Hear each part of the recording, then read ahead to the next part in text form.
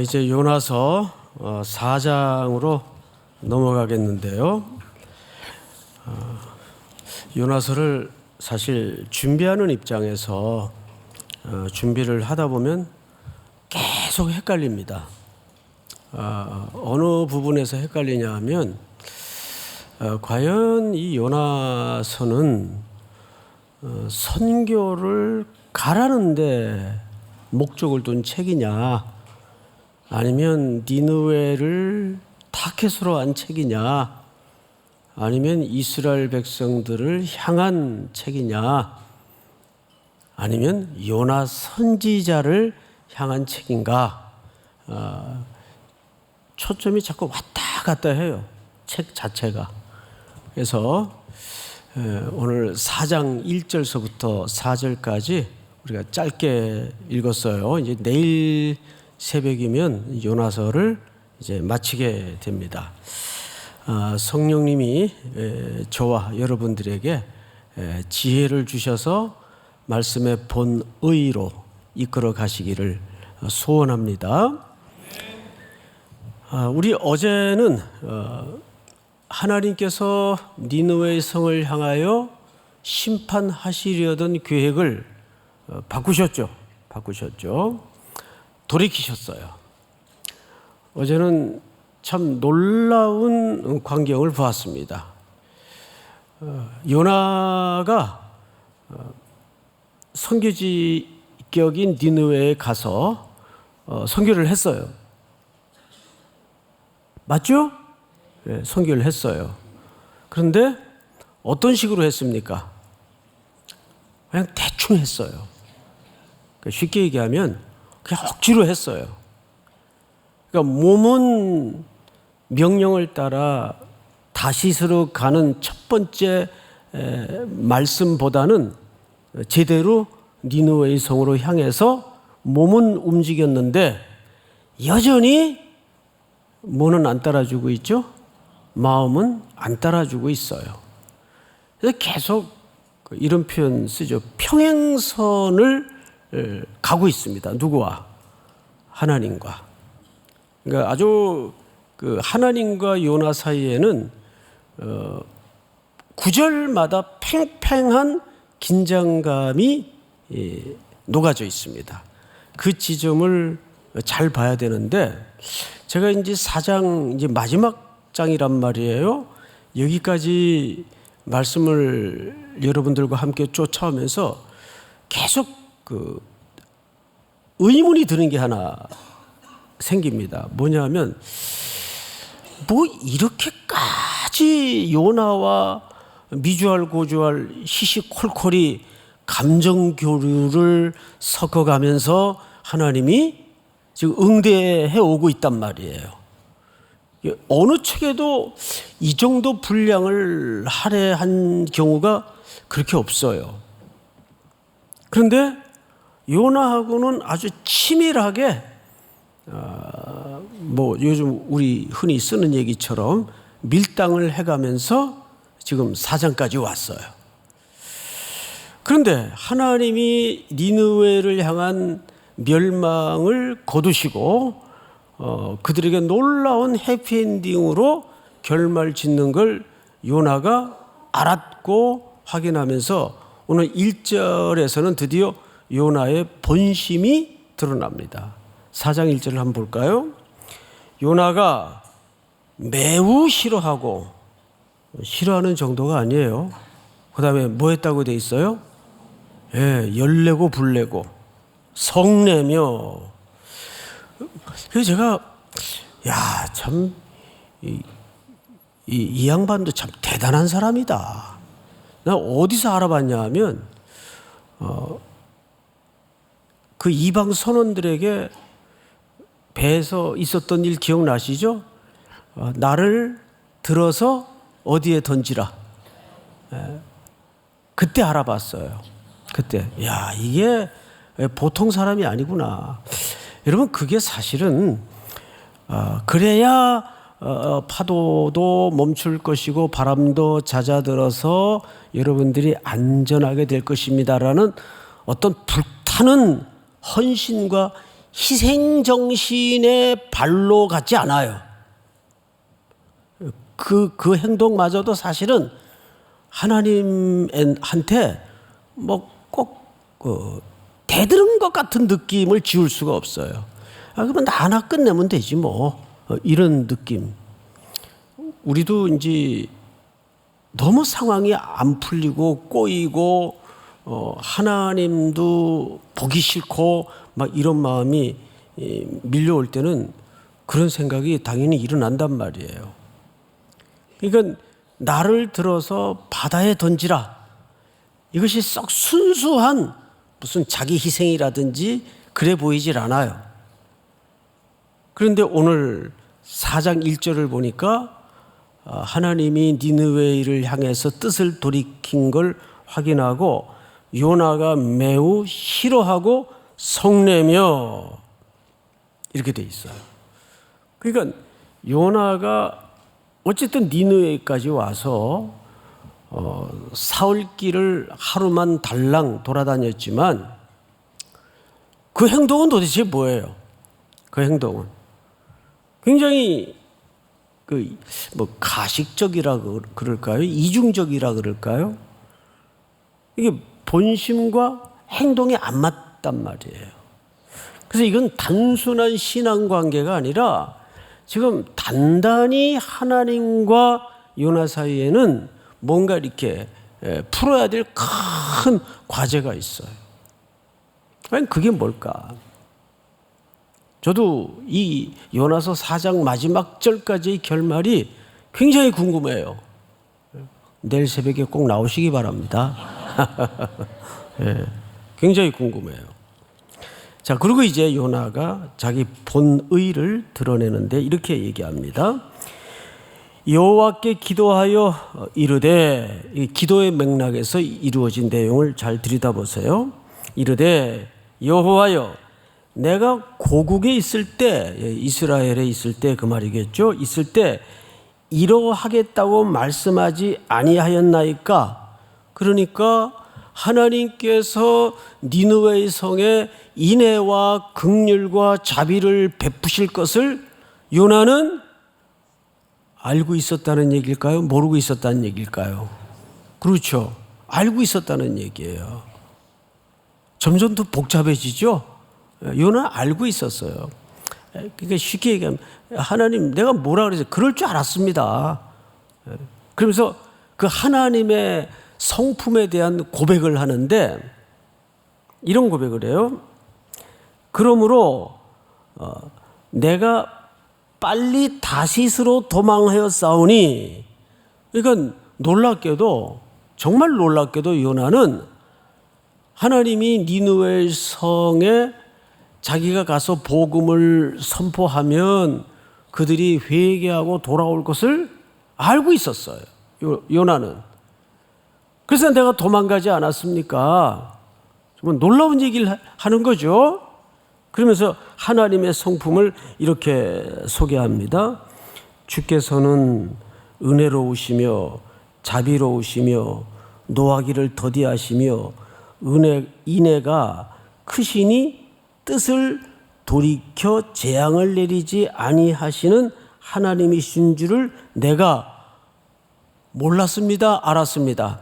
알았습니다. 할렐루야. 그러니까 이게 도대체 요나의 이 심정이 이게 뭘까? 막 이게 꼬여 있는 거죠. 전체가 좀 꽈져 있어요. 근데 여기에 우리가 항상 그 아이러니가 요나서에서는 등장을 하지만 한 가지 발견하는 것은 뭐냐면 요나의 이 고백 자체가 아이러니예요. 지금 자기가 물에 빠졌다가 하나님께서 준비하신 물고기를 통해 구원을 받고 땅에 토하여져 다시 선지자로서의 길을 걷도록 하신 것은 하나님의 뭐에 기초한 결과입니까? 인애와 자비와 긍휼과 사랑에 기초한 결과란 말이에요.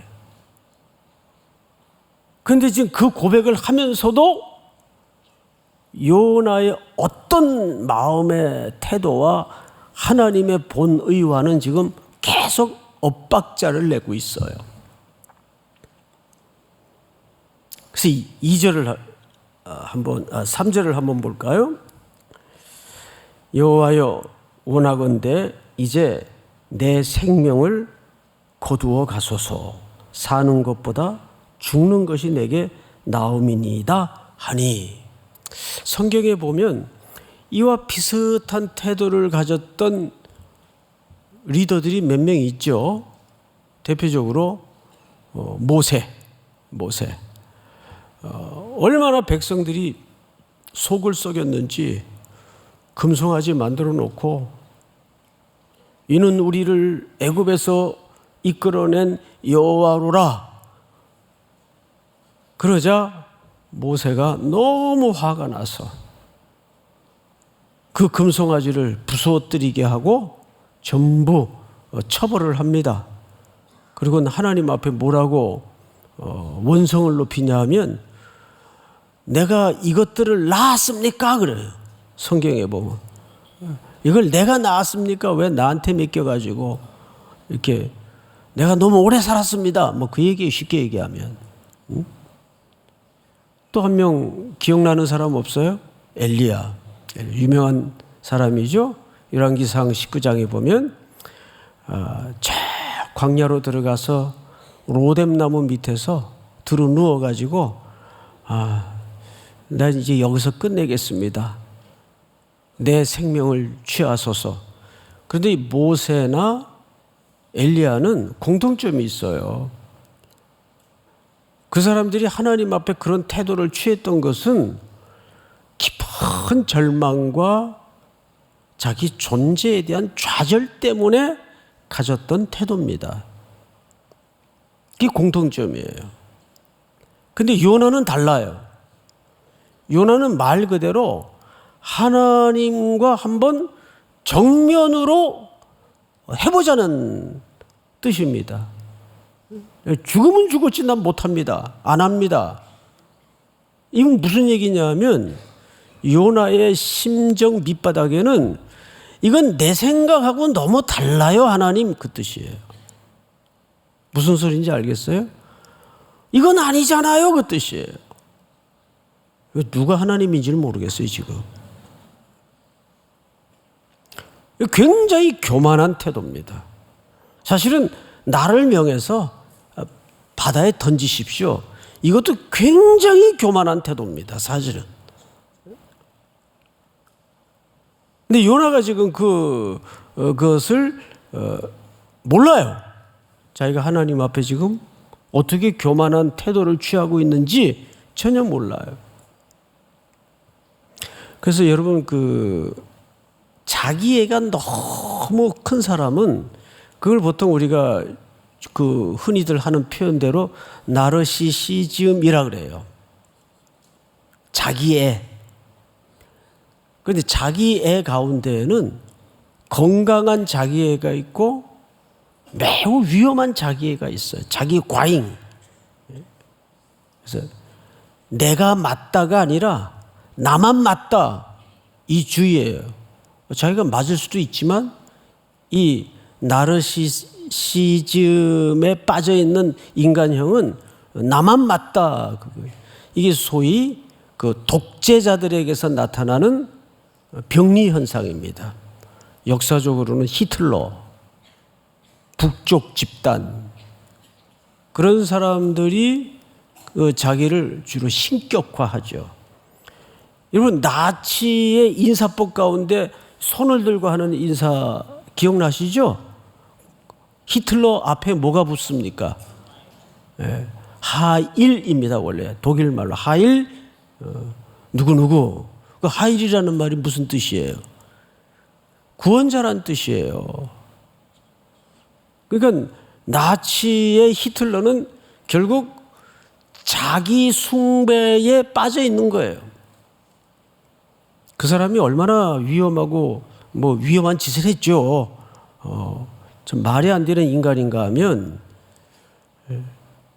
미술을 좋아해가지고 미대 지원을 했는데 뭐 여기 우리 역사 속에 다 공부를 했지만 합격했어요? 떨어졌어요?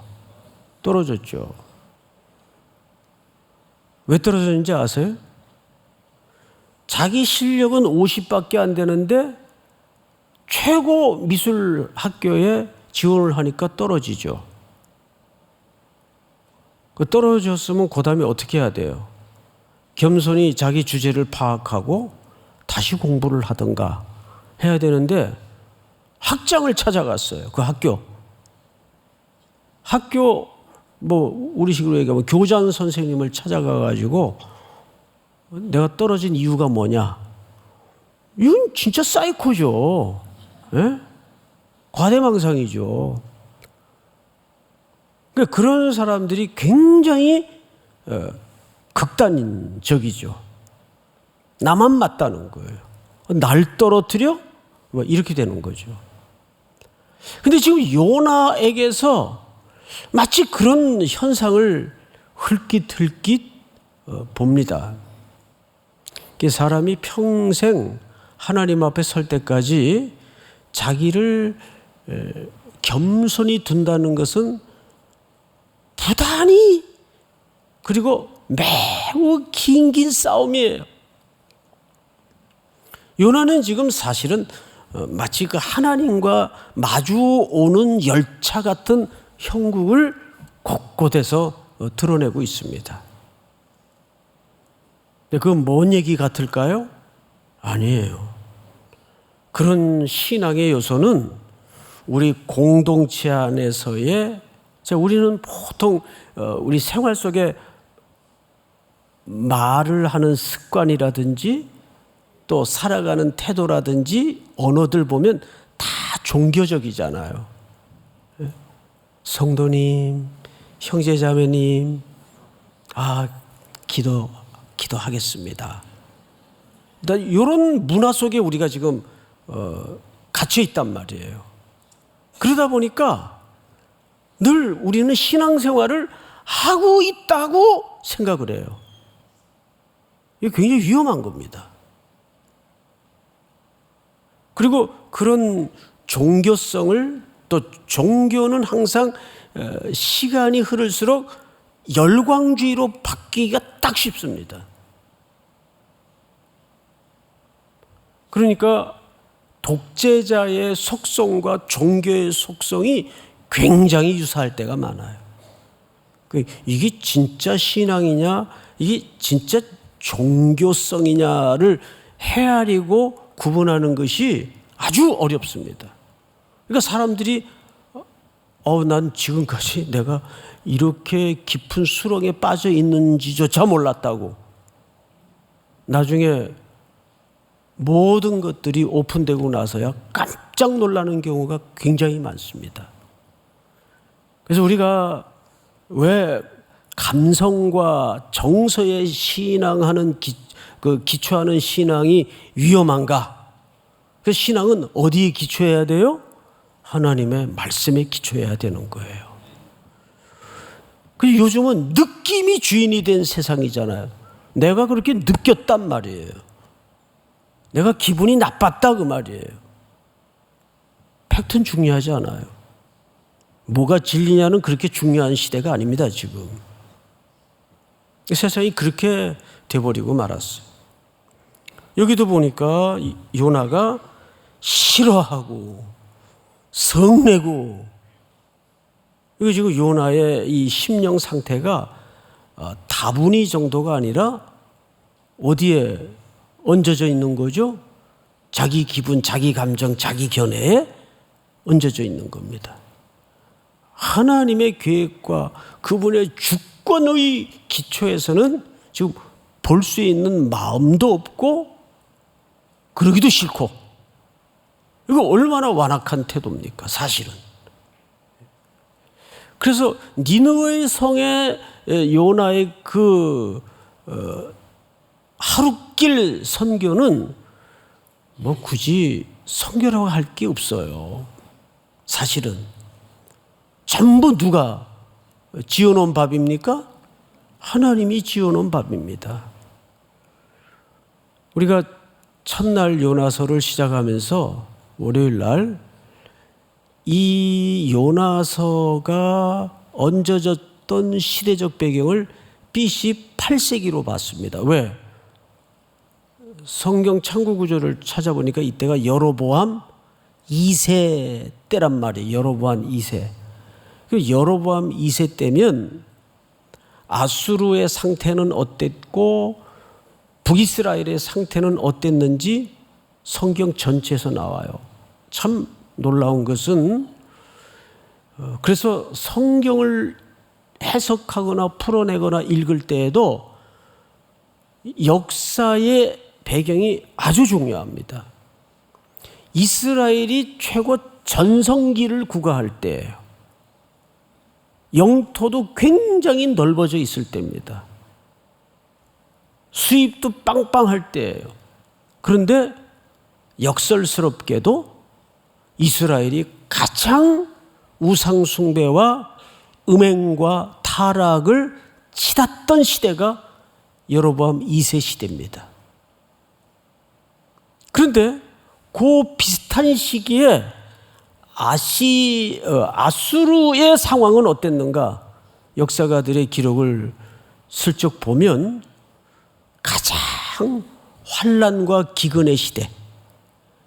그래서 온 백성들이 영적으로 기갈이 오고 허기가 졌던 시대라고 사가들은 기록을 해놓고 있어요.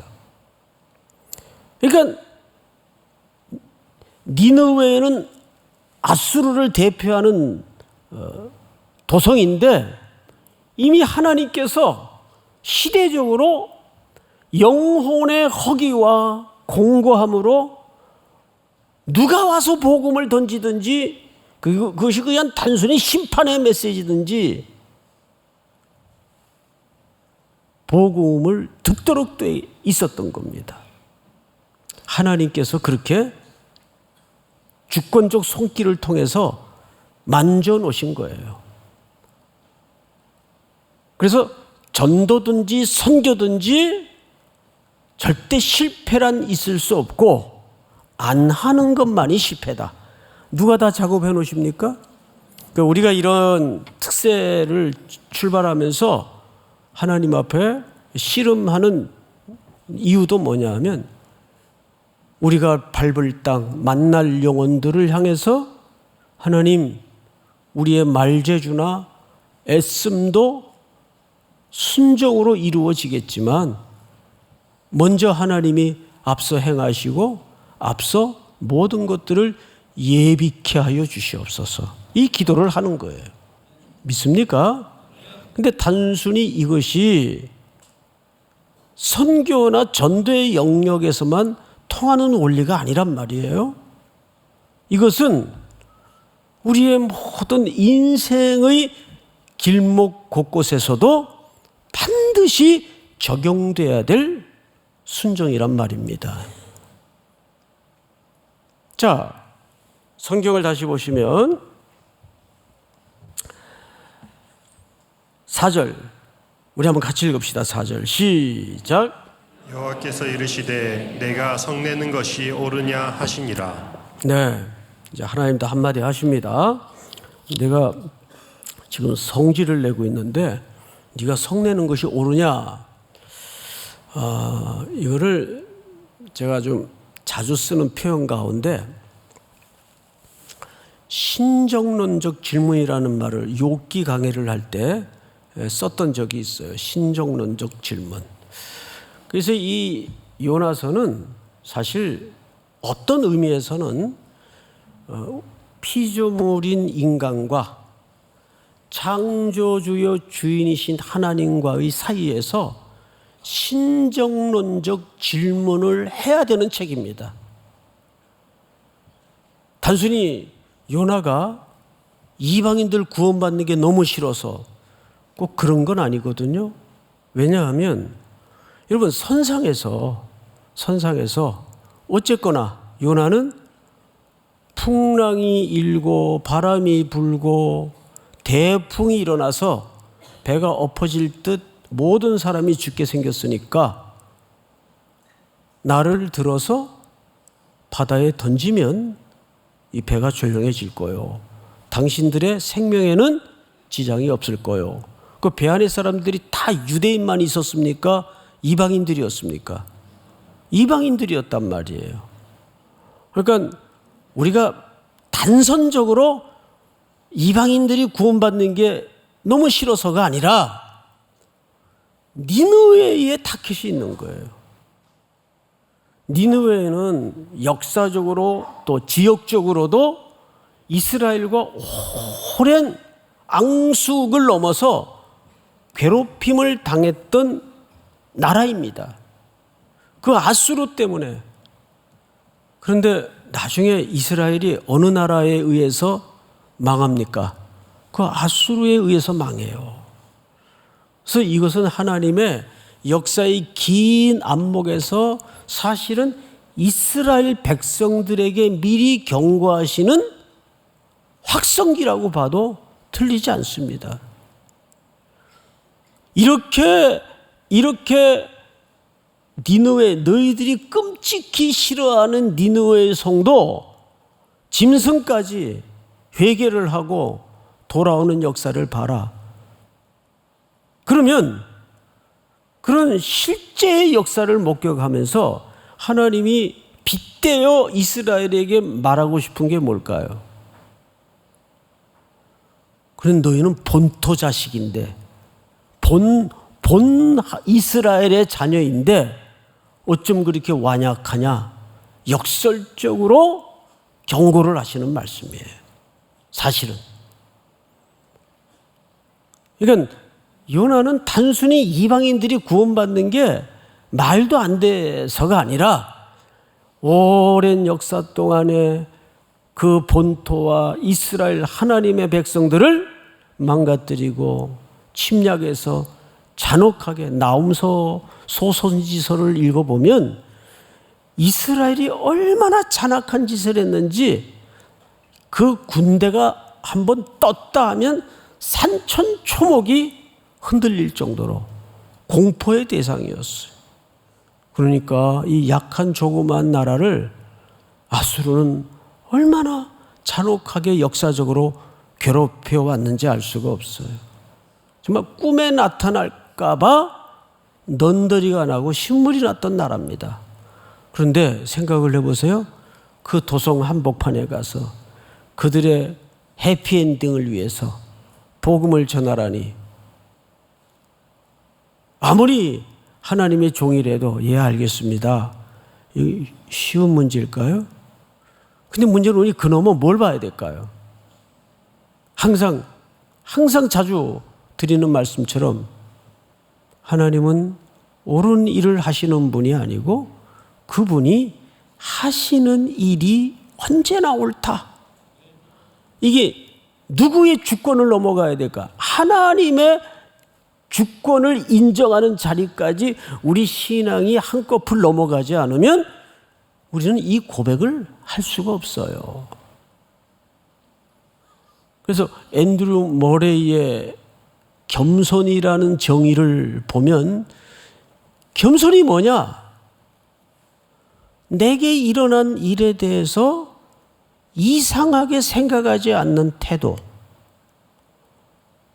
지금 니느웨로 가라는 하나님의 명령 앞에 요나는 전부 말이 안 되고 이상한 거예요. 내게 일어난 일에 대해서 이상하게 생각하지 않는 태도. 그게 진짜 겸손한 거예요. 왜요, 하나님? 이게 아니라 지금 끊임없이 요나의 마음속에는 하나님의 경영에 대해서 이해가 안 되고 마땅치 않은 거예요.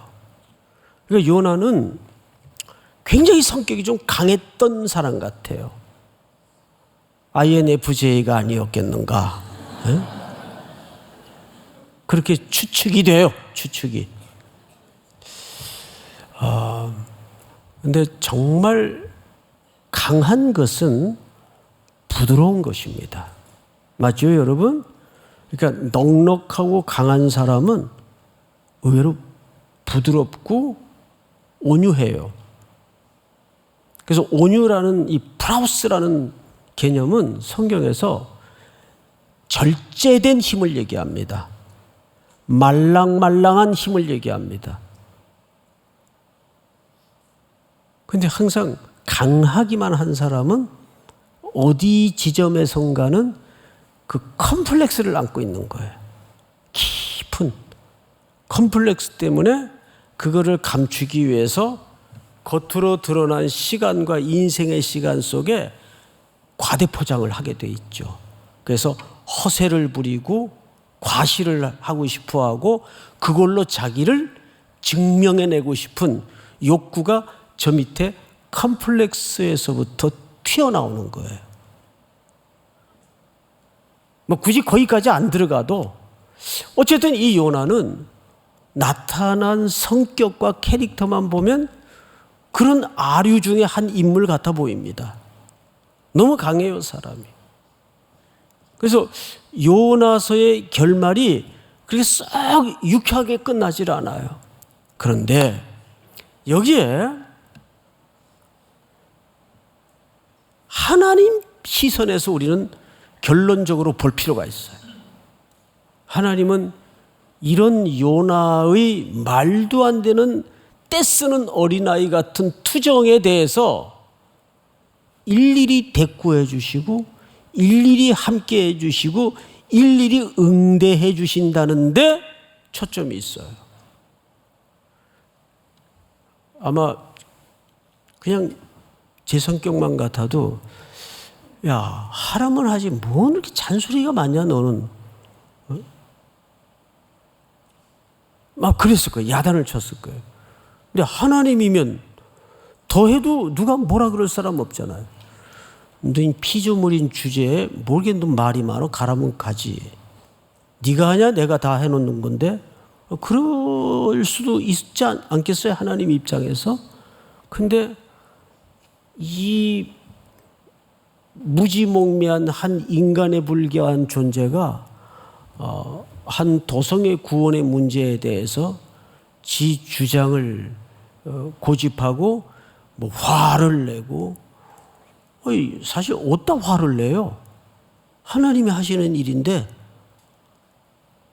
그런데 요나도 어쨌든 그런 가운데서도 그 하나님과의 대면하는 그 생명의 끈을 놓지 않고 있고 하나님도 그를 포기하고 있지 않다는데 희망이 있는 거죠.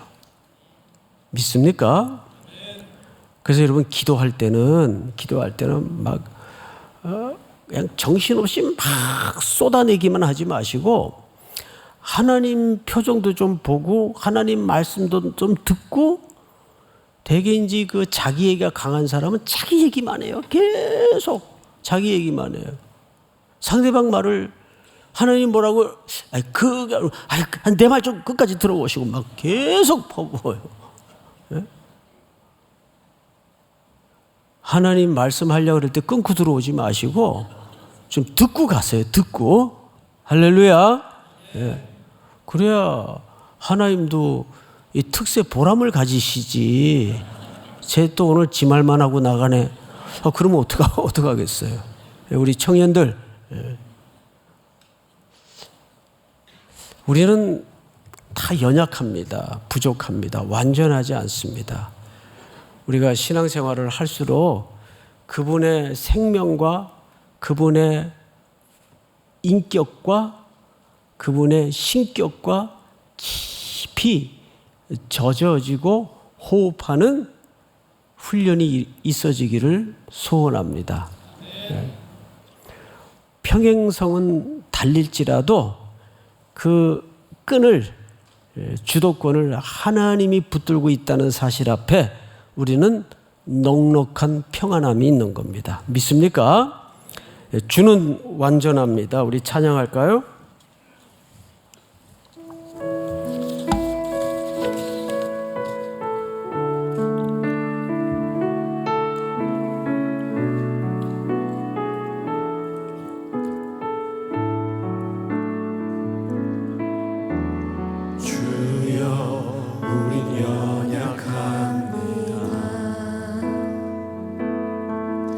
우린 오늘을 힘겨워 합니다.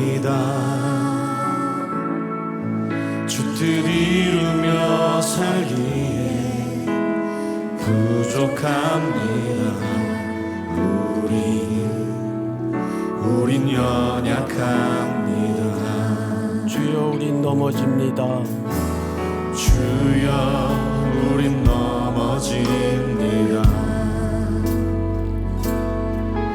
오늘 하루 또 실수합니다. 주의 긍휼을 구하는 죄인입니다. 우리 주만 바라봅니다. 한없는 주님의 은혜 온 세상 위에 온 넘칩니다. 세상 위에 넘칩니다. 가릴 수 없는 주 영광 충만합니다. 온 땅 위에 충만합니다. 주님만 이리오니 우린 그 길 따라갑니다. 주는 완전합니다.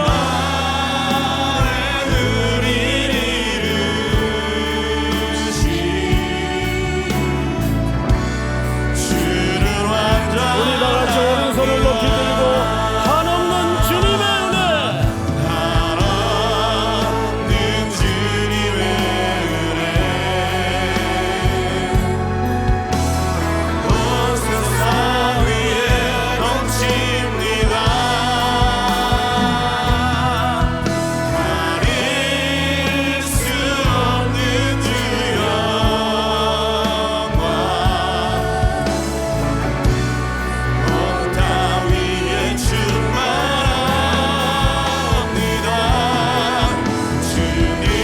주님만 이기리오니 우린 그 길 따라갑니다. 우린 그 길 따라갑니다. 우리를 이루실 그 말에 우리 이루시 주를 완전합니다. 우리 다시 한번 주님만이 주님만 이기리오니 우린 그 길 따라갑니다. 그 말에 우리 이루시 주를 완전합니다. 우리 한번 머리 숙여 기도합시다. 오늘 주신 말씀을 통해서 첫 번째 기도해야 될 제목이 있습니다. 지금은 이해도 해석도 설득도 안 되지만 하나님 하시는 일이 언제나 옳으심을 고백하게 하여 주시옵소서. 내 주변의 시간과 길목에 일어나는 어떤 일들도 주권자이신 하나님의 긍휼과 자비 속에 있음을 고백하게 하여 주시옵소서. 더 이상 내 인생의 고집을 내려놓고 주님께만 철저히 밀착하여 거기에만 길이 있음을 고백하게 하여 주시옵소서.